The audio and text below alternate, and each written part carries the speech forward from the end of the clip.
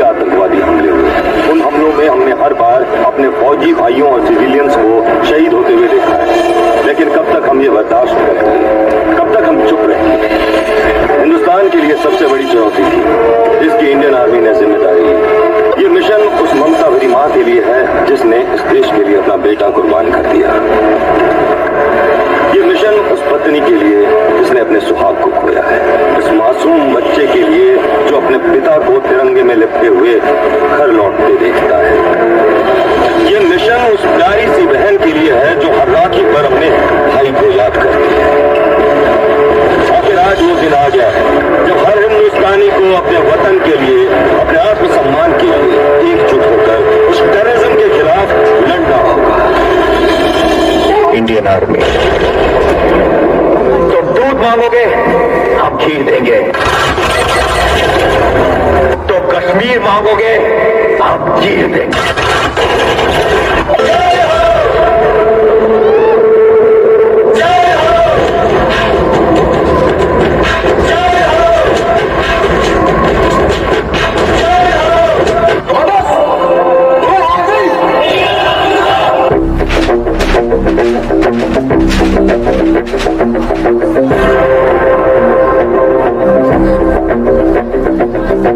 रग रग में जोश की बूंदे, बूंदों में जीत ही गूंजे, इस गूंज से गिर जाएगा आसमान भी कदमों में।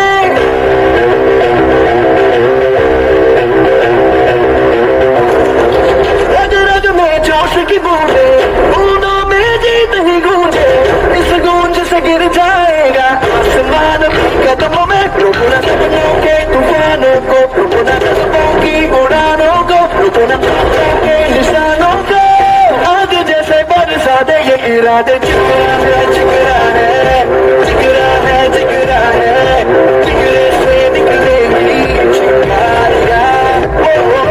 जिगरा है, जिगरा है, जिगरा है, जिगरा है, जिगरे से निकलेगी चिंगारियां।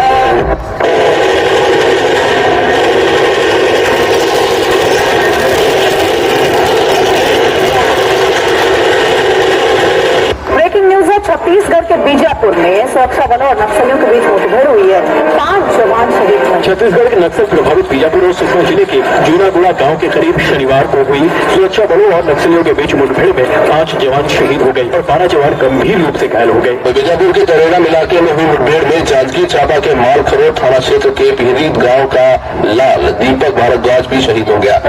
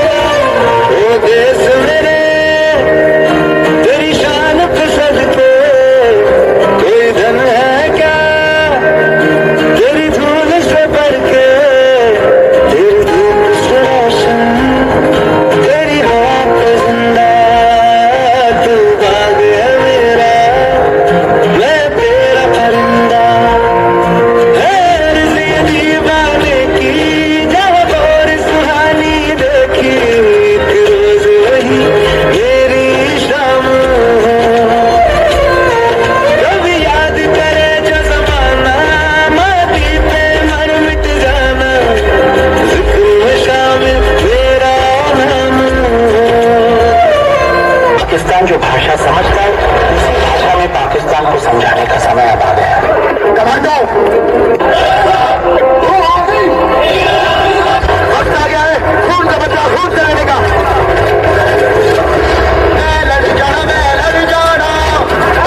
इंडियन आर्मी ने जल छोड़ने की रिपोर्ट दी है, कड़ी हेल्प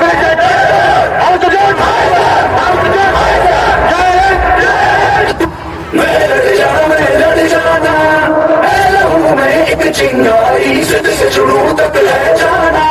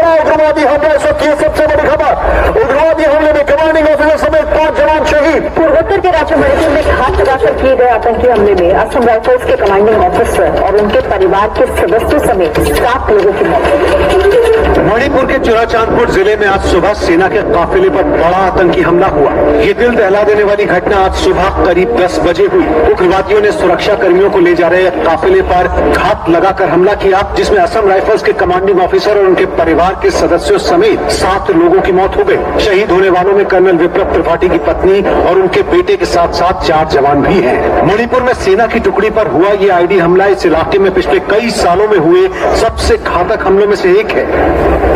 40 साल के कर्नल विप्लव त्रिपाठी छत्तीसगढ़ के रायगढ़ जिले के रहने वाले थे।